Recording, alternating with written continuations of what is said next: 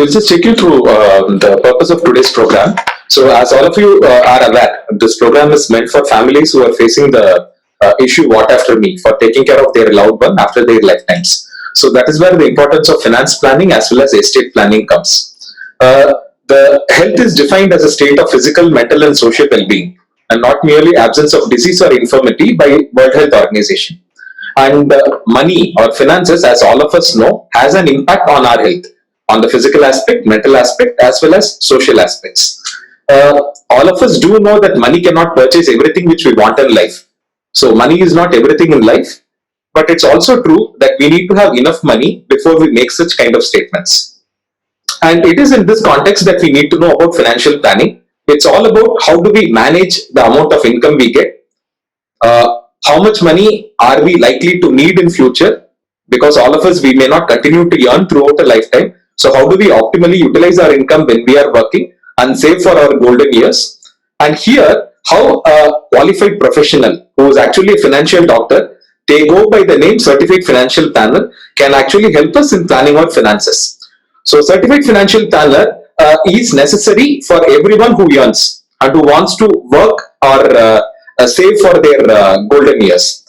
But it is important for all of us to plan in today's generation. The most important thing is, in earlier generations, family would be the backup plan. So we worked and then helped other family members. So when our time comes, there are other family members who pitch in and then take care of us. So that social security net is no longer there, with the defragmentation of families and nuclear families becoming the norm. The second most important thing is lack of job security. Earlier, many people would join a job, work there till retirement, and there was this guarantee that you will continue in that particular job till you retire. So again, this is not something which we see now. And the lifespan of people is increasing. Earlier, many people would die by their 60s, while right now the life expectancy is crossing 70, 80 and 90 and possibly 100 over the next 10 or 15 years. So we yearn for about 25 to 30 years, and with that retirement nest, we have to survive for another 30, 35 years. And even in government jobs, there is no such thing called lifelong pension. Like we have this new pension scheme where we have to, a part of our income is invested there. So when we retire, then the government gives us that.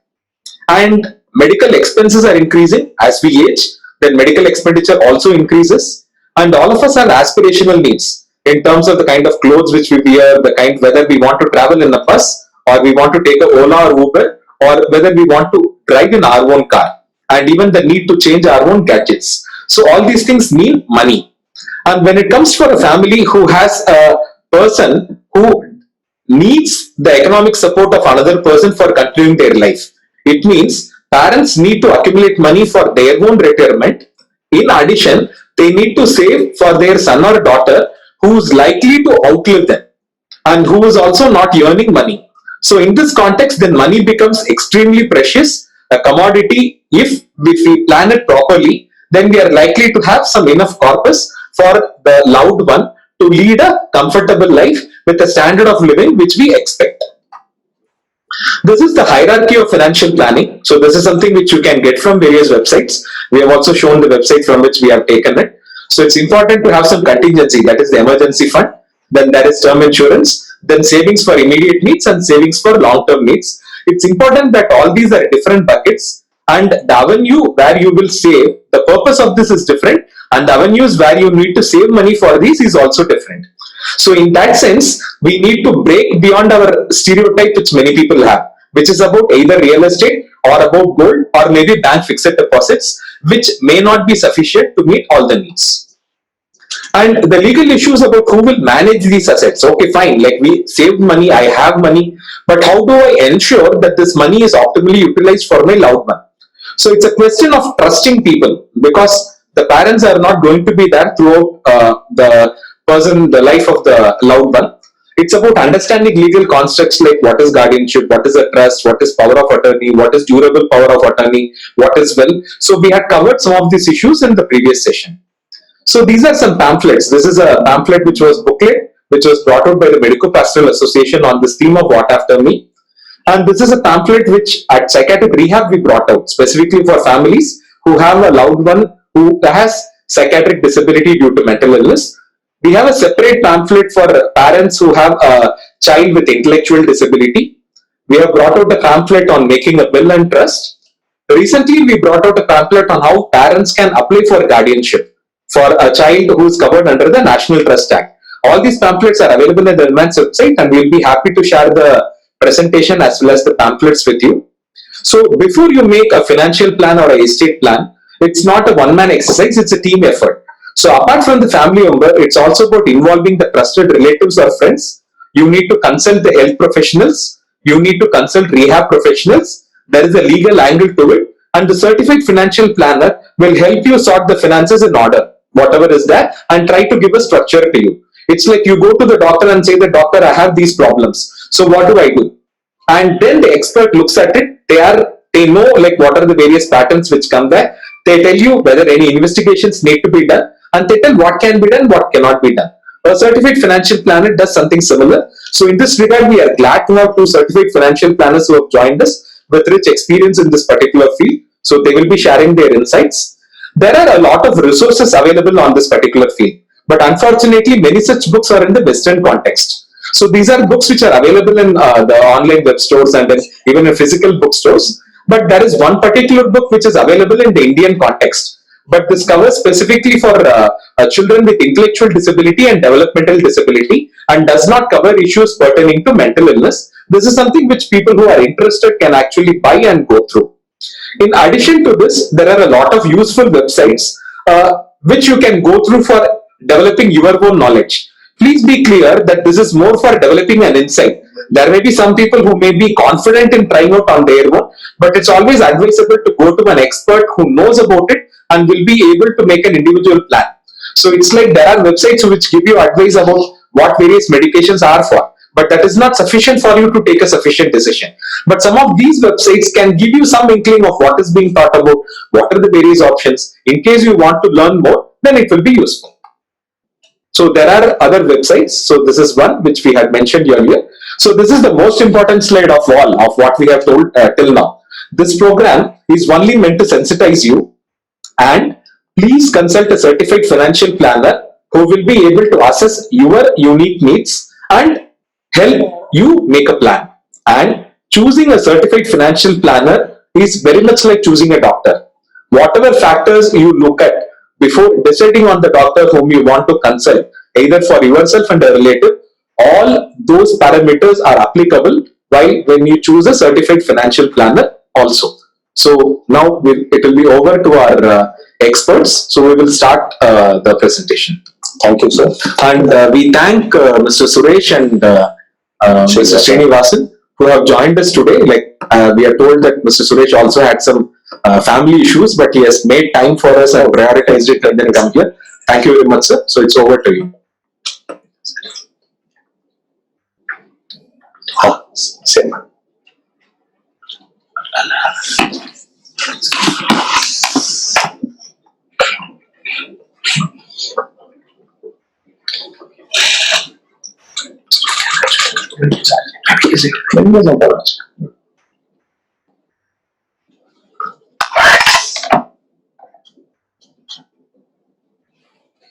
So good afternoon, everyone. I'm Suresh. By qualification, I'm certified financial planner and also a chartered trust and estate planner.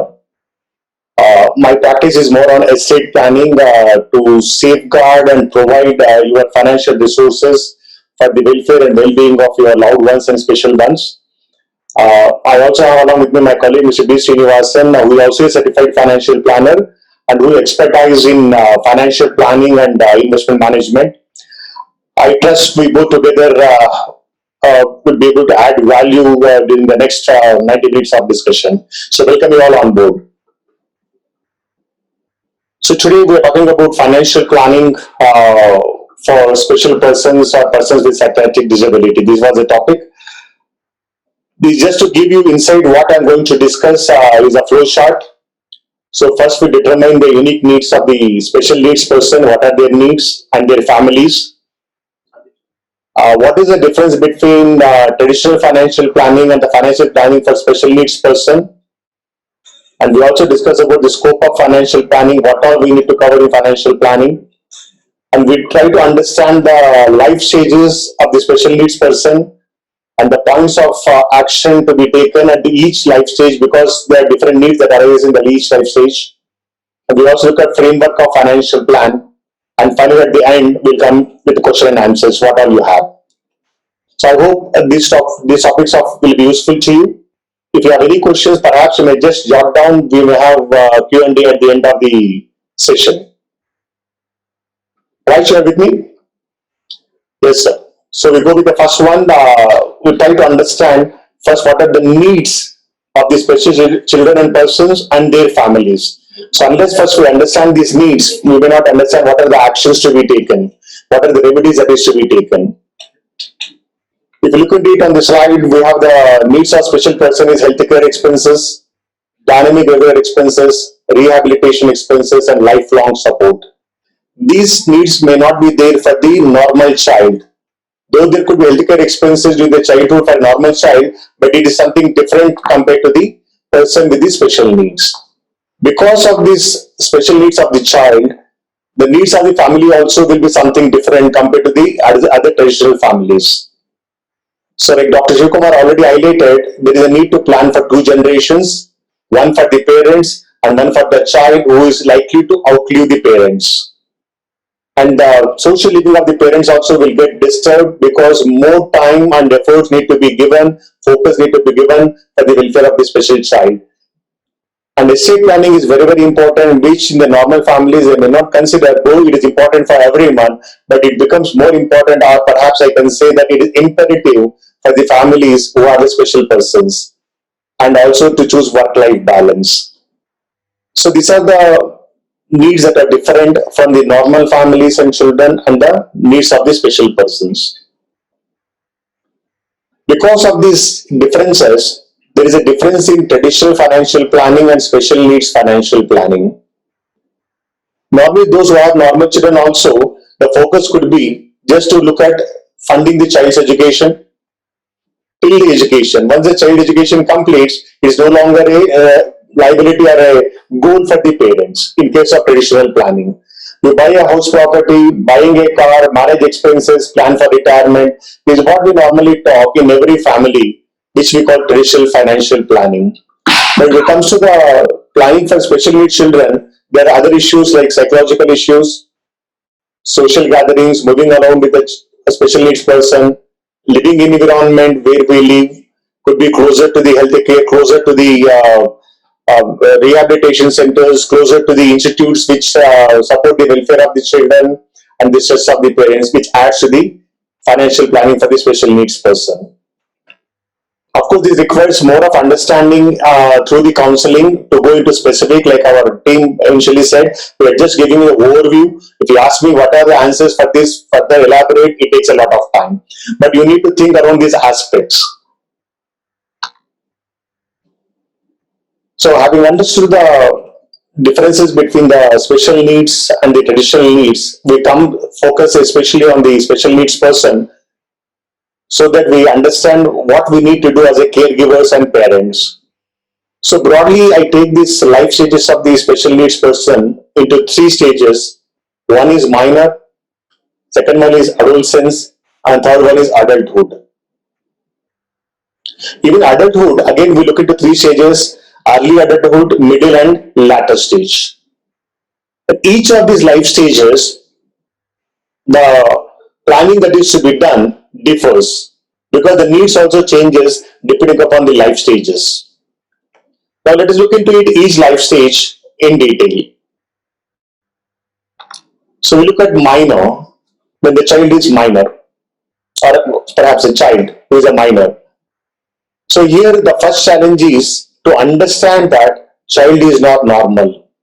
To recognize that child is not normal. There's a big hiccup we look into it, that parents may not agree or accept that the child is not normal. Because of this delay, there could be further deterioration of the situations where the preventive measures should have been taken at the early age. So, of course, a big challenge in the society for the parents to accept, it takes their own time. So once we understand about the child's disability, next is to know what are the support groups around your community you have. Could be like parent support groups, that is parents with the children with similar sufferings, could be social workers and other agencies who offer various services which makes the support to be given to the child very simple and easy. So these are the professionals who can help the parents to understand, to accept and make up their mind and see that they provide support to the child. And we also need to understand what are the benefits offered by the government. In fact, NIMHANS has prepared an excellent brochure about various benefits offered by the government. So I urge everyone to look into it wherever it is possible, try to get benefits offered by the government. And next we have at this stage, what we need to look into is establish relationship with the agencies engaged in the welfare of special child. There are many schools which are set up or institutions which are set up for the special child because it requires a different kind of skills, understanding, empathy than the regular schools.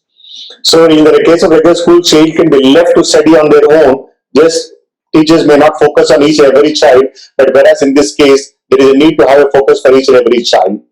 So these are one of the institutions or education institutions for special child will play a very important role. Apart from that, psychologists and other healthcare professionals. So try to establish relationship with all these people. And most important is buy adequate life insurance. I'm talking about minor here. If there is a long life for this child, if any unfortunate event happens to a young member of the family, let me precise to be with you, like death, then the child may not have enough financial resources to take up their or to meet their healthcare and rehabilitation expenses. Every parent may not have the sufficient resources to leave behind as an estate. So life insurance for the benefit of the special person or needs of the special person will be a great financial support that a parents will be giving to the children. So buy adequate life insurance. What is adequate? Again, it depends upon so many factors where your financial advisor or planner can help by interacting with you, counseling to you, and then understand how much is adequate for you depending upon the circumstances.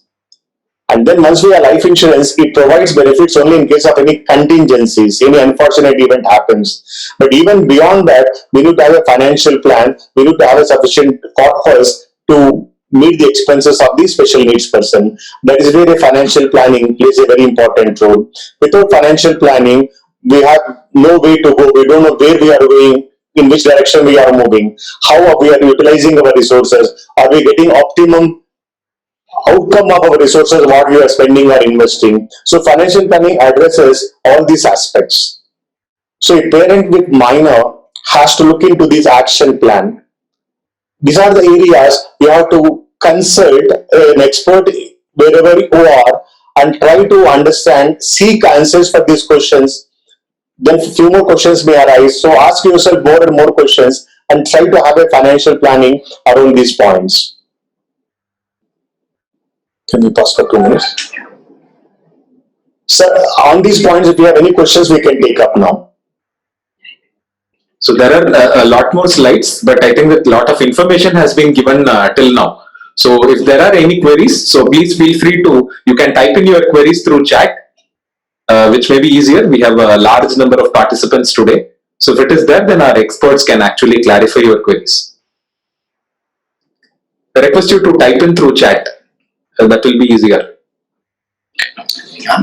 Can unmute? You can unmute and say, chat. We have one. Ms. Akriti, if you could unmute yourself and ask, that would be fine.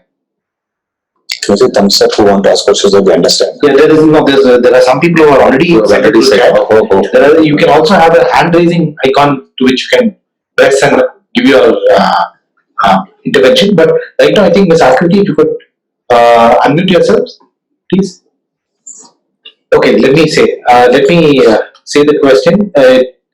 For a child whose parents' income is less or a person with mental illness, how will family manage planning? Which I think you will come to perhaps in your next slide I will come. There's a question from Mr. Anand Swarup who asks, what do you mean by estate planning? Okay. So then I'll go to the first question also now. Okay. So that let's have more of interaction than presentation. So the first question, can I repeat? That is about what to do for this is Ms. Akriti. What to do for a person who's for a child whose parents' income is to introduce and yeah. I did, but I think her sound. Is not. Ms. Akriti, if you could unmute yourself and ask your question. Thumbs up. Ms. Akriti, if you could please unmute yourself and see. Can we unmute her? I think we can ask. Fine. So the question is, the parents who doesn't have enough financial resources, how do we do financial planning? There are two aspects here. One is, most important is preparing for contingencies. Like I said, if any unfortunate event happens to the parent who has a minor child and special needs person, there will be completely financially void situation there. So this kind of situation we can address by taking adequate life insurance. Okay, there are different types of life insurance plans. So you can discuss with your financial advisor. There are plans where the premiums are very, very low but offers adequate life coverage. Now there are plans for a person who is around age of around 35, let's say 40 years, okay, assuming child 40 years. Even for 1 CR sum assured, the premium could be not more than 10,000 rupees per annum, less than 800 rupees a month. Okay, so this insurance plan will provide financial coverage in the event of death of the parent during the minority of the child. This is one scenario. Suppose this event does not happen, but still the child expenses will continue. So parent doesn't have sufficient resources. What to do? I don't think there is one single answer there. Perhaps that is where you need to seek support from the government agencies.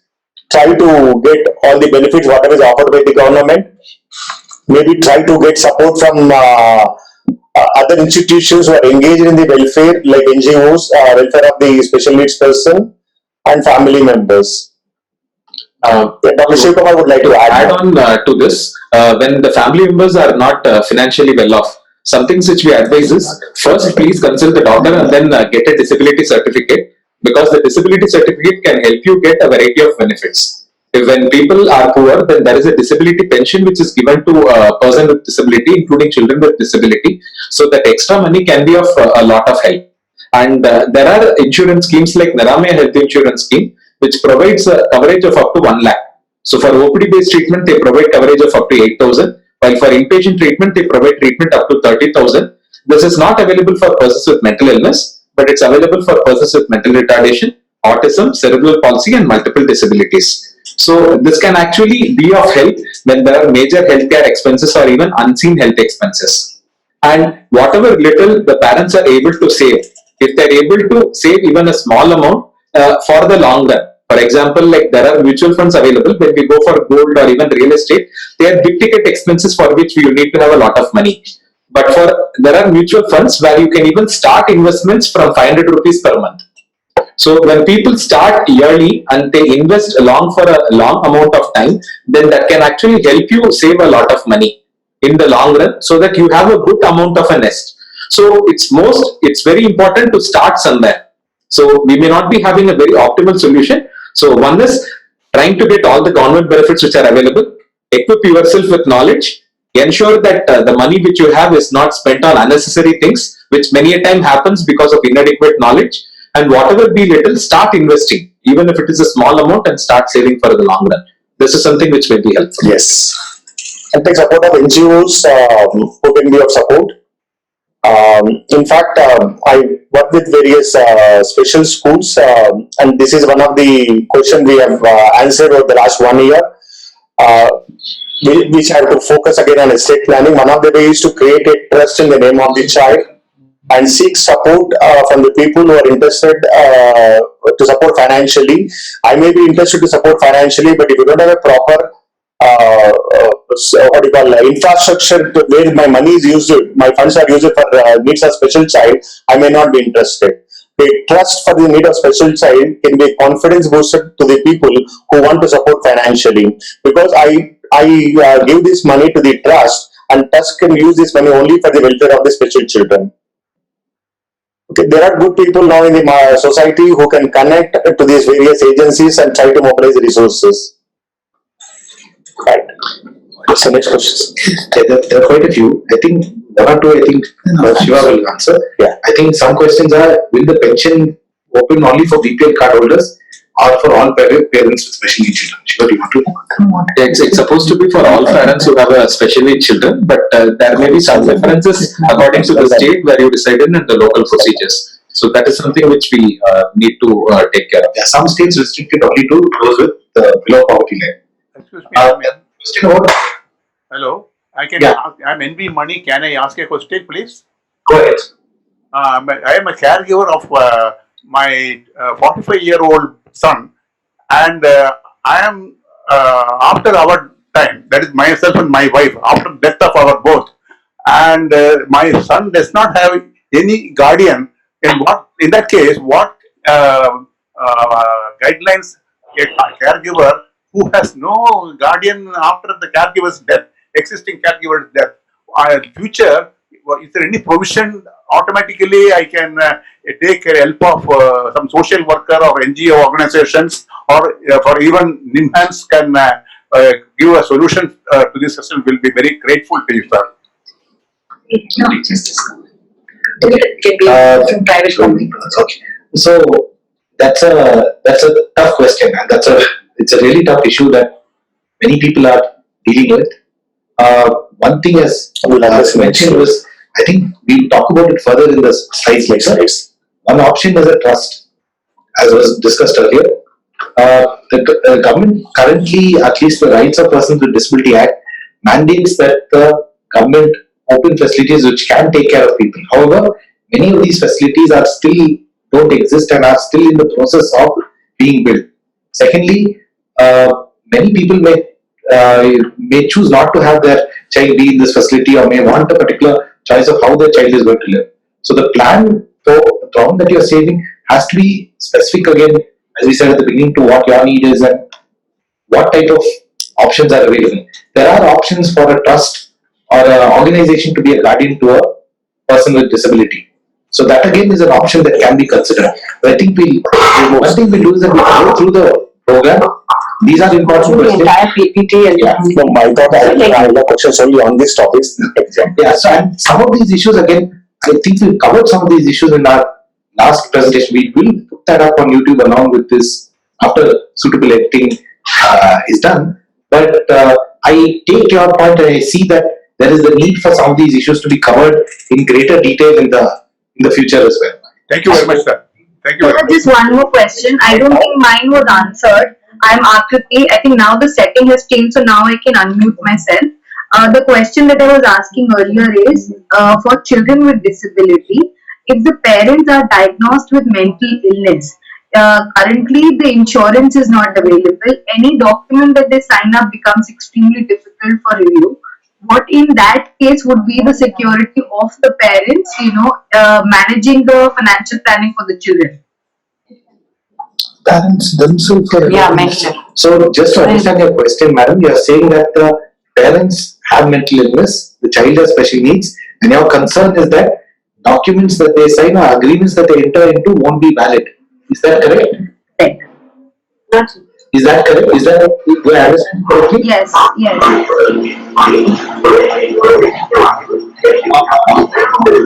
If somebody has mental illness, I will just request you to unmute while somebody is asking a question.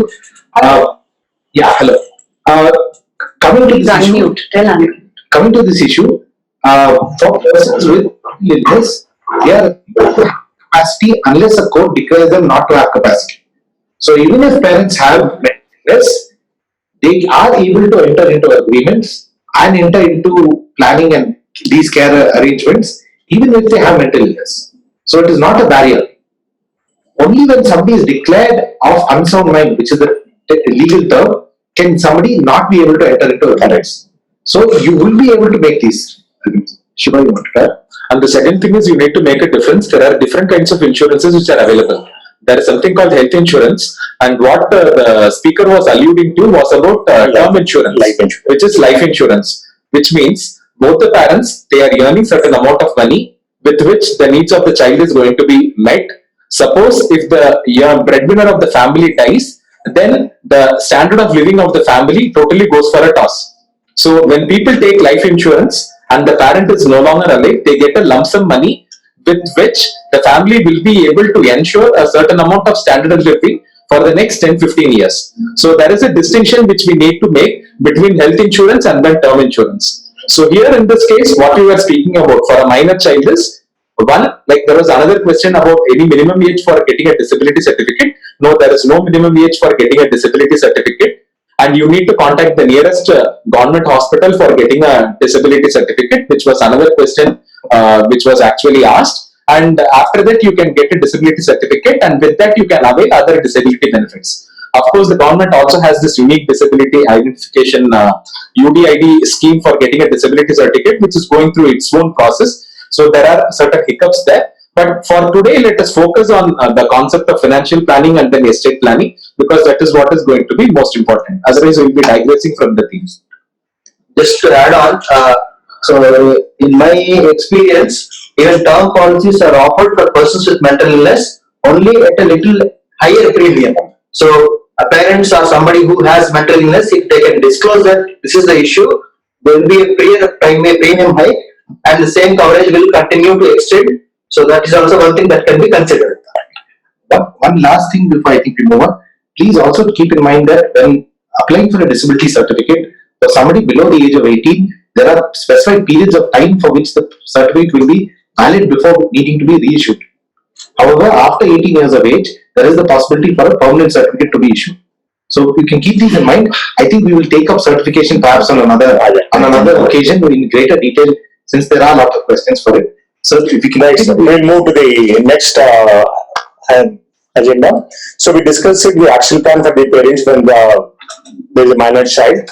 Now we move to the next life stage when the child goes to the adult stage.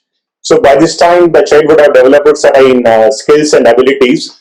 So here we need to identify what are the abilities of the child, what are the limitations of the person, special needs person, so that we work on these abilities and make them much more stronger, and slowly make them to give them that kind of confidence that yes, they also can do something, and also find out the limitations so that we can support them on these points.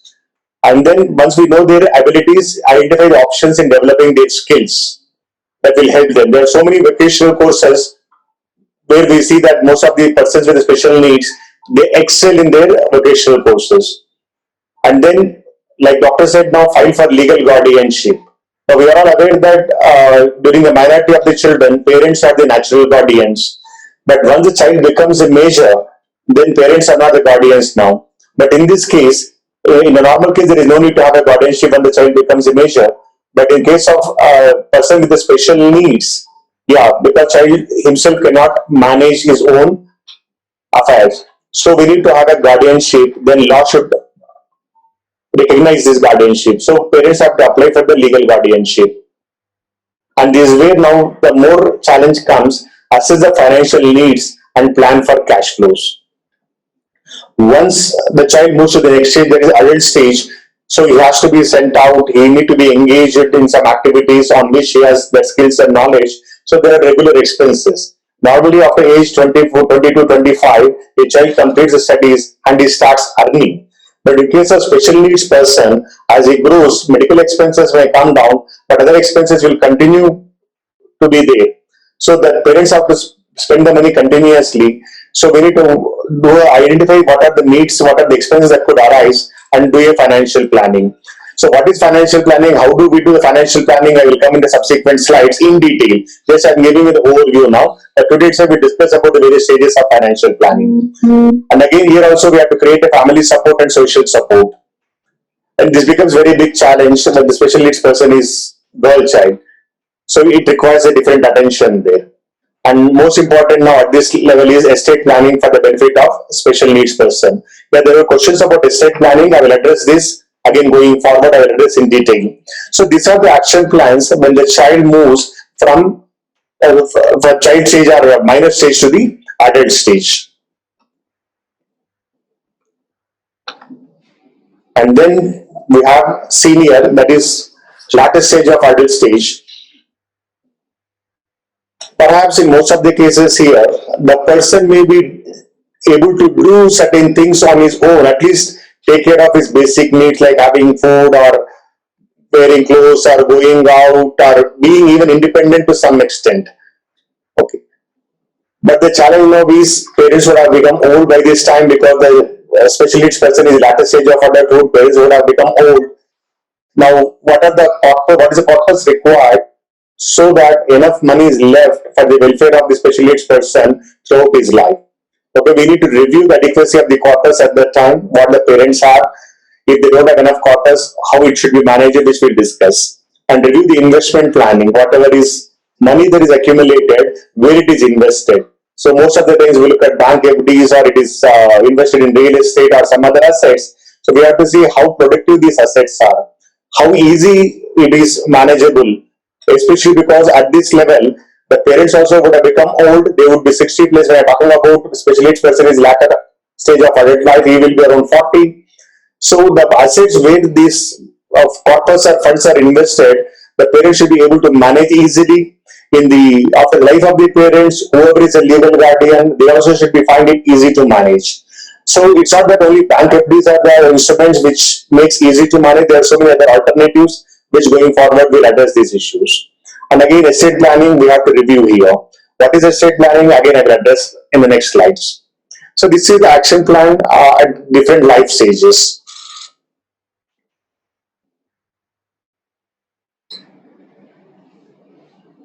So ultimately, every caregiver should have this framework in managing the requirements or affairs of the special needs person. Most important is draft a declaration or what we can say memorandum or even a note or whatever you call, any name can be given there, where you declare about the child, every information about the child, why it is we'll discuss. Then you need to have a financial planning for special needs person, cover against contingencies and estate planning. So this should be the framework overall every caregiver should have. Again, let us look into these points in detail. What is this declaration? So your declaration should include basic information of the child, name of the child, age of the child, medical conditions of the child, preferences of the child, what he likes, what he dislikes, what kind of personal care a child requires to see that his daily living is comfortable, what are the activities the child is normally involved, abilities of the child, whether the child has any income, what we call passive income, by way of rental income or interest income or any other income, where there could be some assets left by the family members for the welfare of the child which is generating income. What are your hopes and dreams about the child? What kind of education the child requires? Whether the child is employable, because there are even the government and laws have made a provision today that a person with special needs should be given opportunity in certain employment opportunities, which is reserved for them. Okay. And then what kind of medical care the child requires, behavior of the child, residential needs where the child is comfortable, at home or outside, and contact details. So all these plays a very important role because this information parents or caregiver might be knowing, but in the absence of the parents, others may not be knowing about the details of the child. So if you make a note of it, a document of it, that will be easy for the other person, maybe legal guardian or another person who is engaged in the welfare of the child. In fact, this is a must for every caregiver.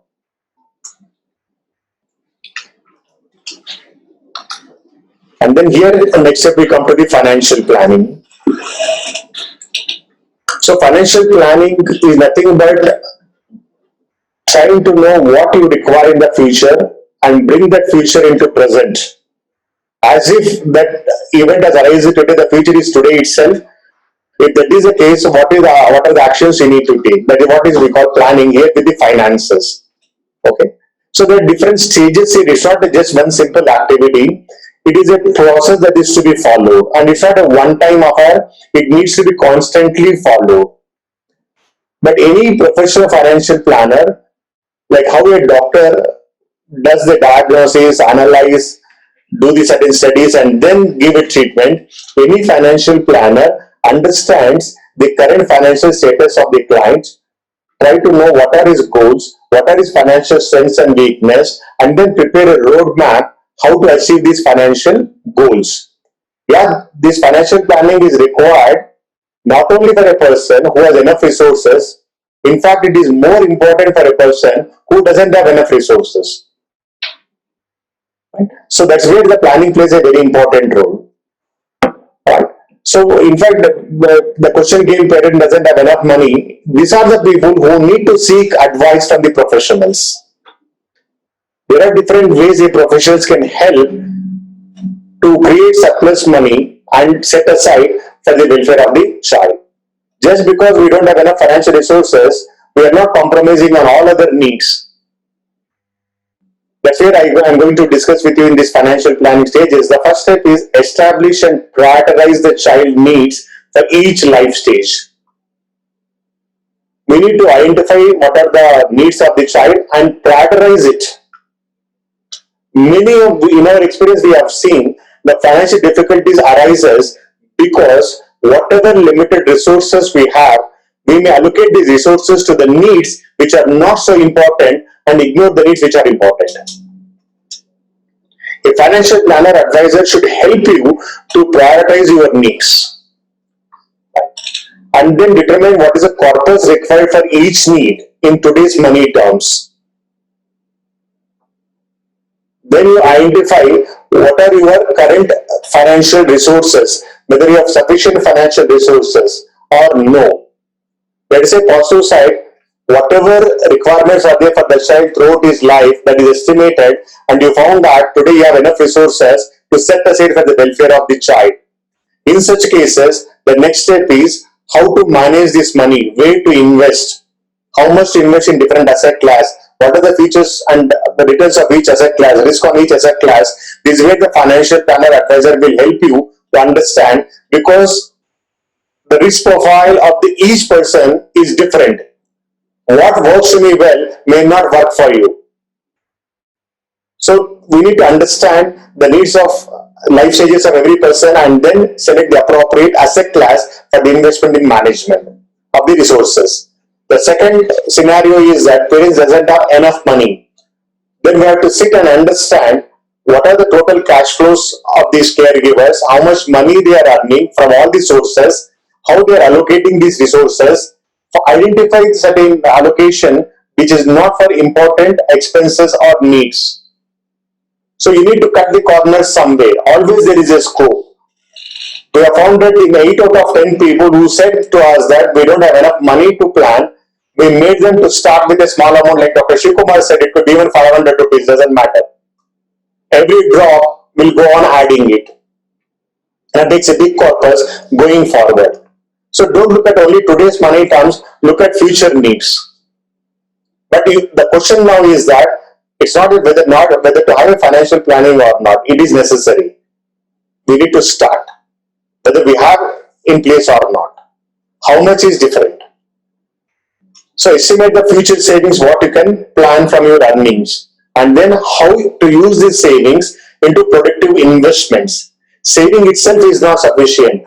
Having a few thousands of rupees or a lakh rupees savings bank account, you may think that it is an investment. As a financial advisors and professionals, it is not an investment for us, it's a dead money. You are killing your money. Okay? We need to make money work for us. That is what we call investment. Savings and investments, these two things are different.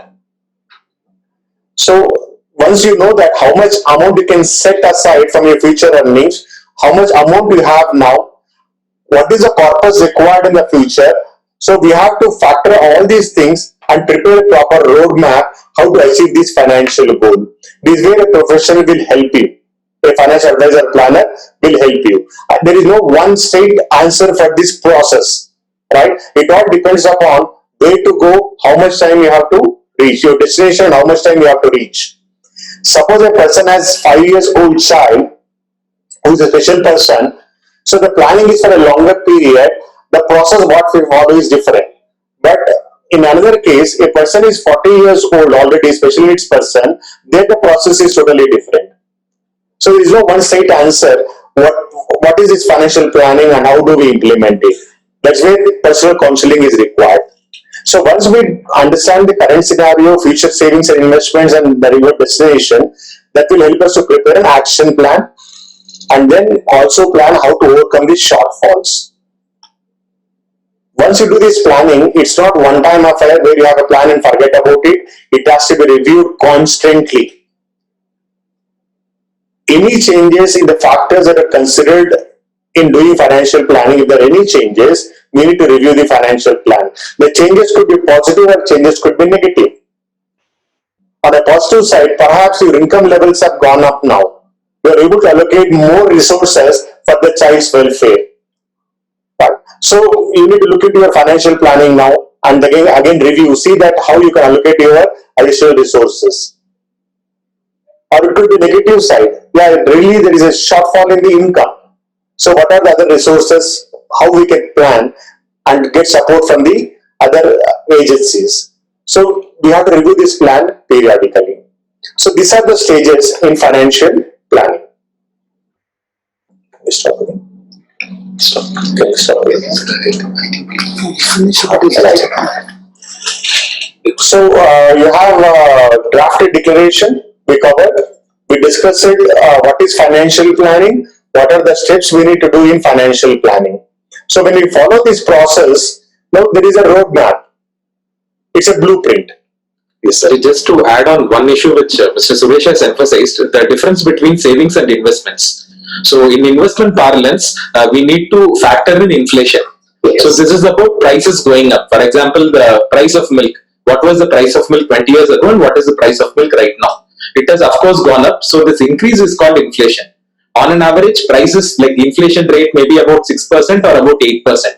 It depends on the economy. If our investments are giving a return of less than this, it means that we are actually killing our money. That is what he meant. Yes. So even though we may have the money in the savings bank account or maybe with a fixed deposit, which is giving us an investment return of 6%, but if the inflation rate is 8%, then it means that the value of our money is actually reducing. So we have actually not invested, we are actually killing our money. So it is in that sense we need to understand what is investment, and if we want a higher rate of return, it comes with certain risks. Okay, so how much risk are we willing to assume? What is our risk appetite? These are things which one needs to discuss with the certified financial planner before taking it forward, because this is one of the cornerstones of financial planning. Right. So we discussed 2 points here: drafted declaration, and then we have understood what is financial planning. So next step is cover against contingencies, any unforeseen events. Okay, it could be death, it could be illness, it could be disability, or it could be protection of income. So already we discussed about that. Every parent caregiver should have a life insurance, because we don't know whatever amount you have, whether this will be sufficient. One of the biggest threat is, like Dr. Shivakumar said, inflation. We may think that today setting aside 15-20 lakhs could be sufficient, but the inflation is very high. Over the next few years, the contents or the things that this money could buy will be very, very less. It may not last long for a long time. So life insurance is very important factor, and there are different types of life insurance plans.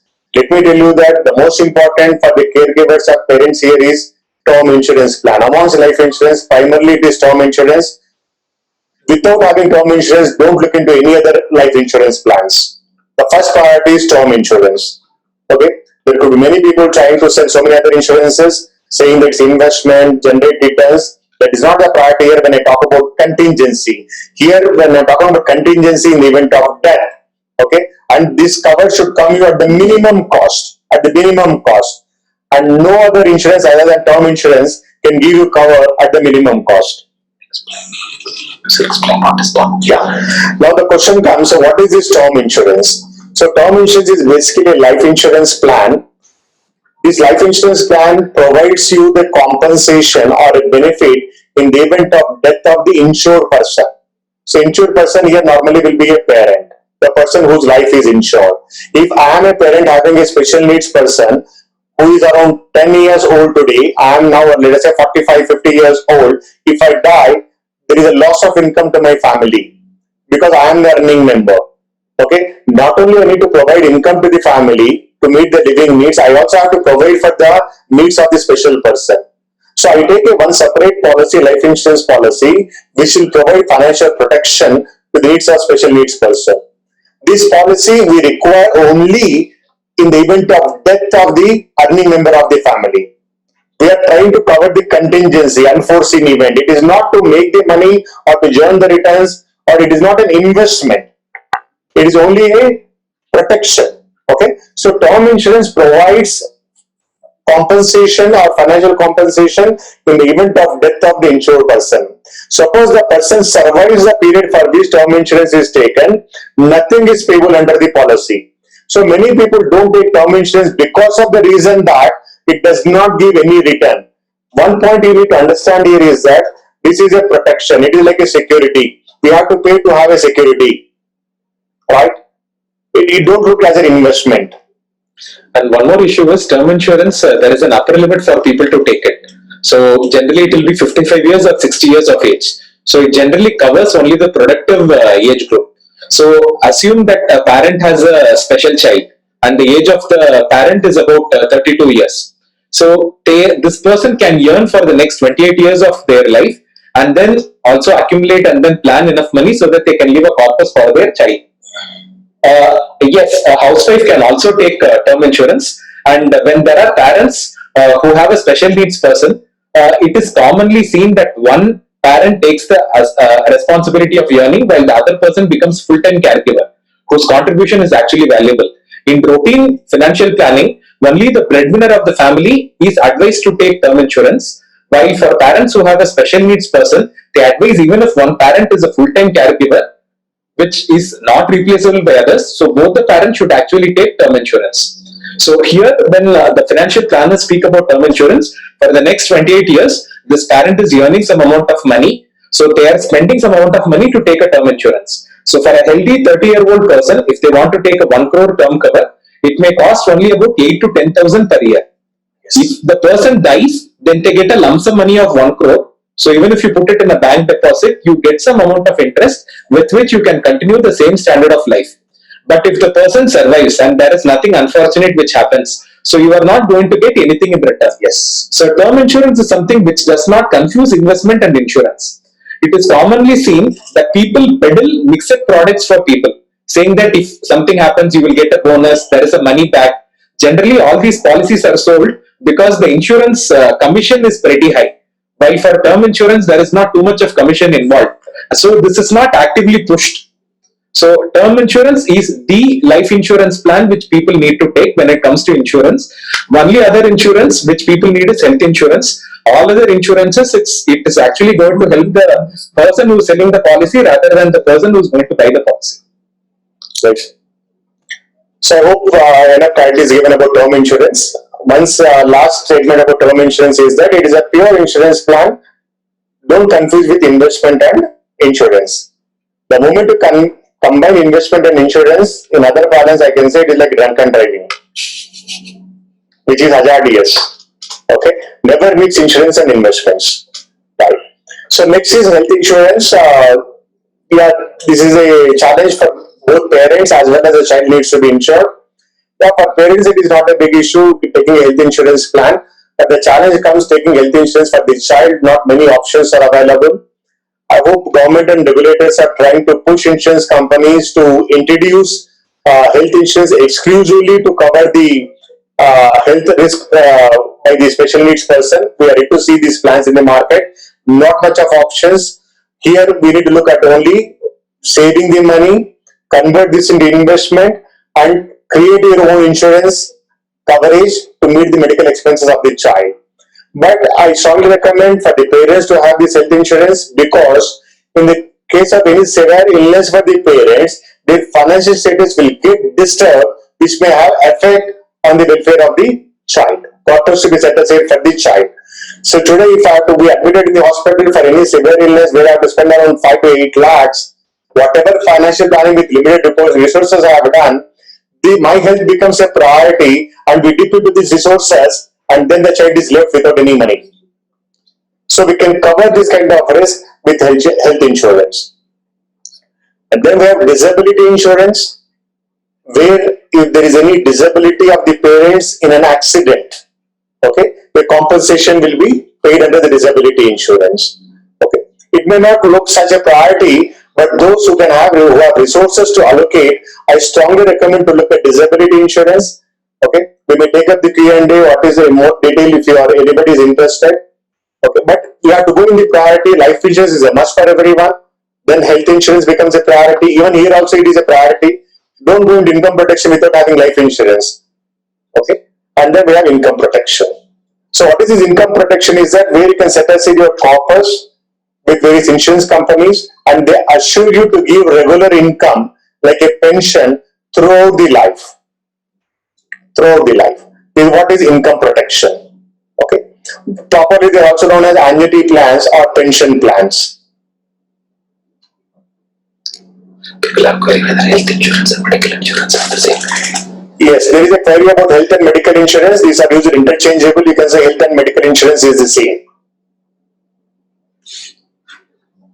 So these are the insurances every caregiver and parent should look into it. So you may have to discuss with your financial advisor to know more about this and then ask him to recommend you the appropriate plan depending upon your needs.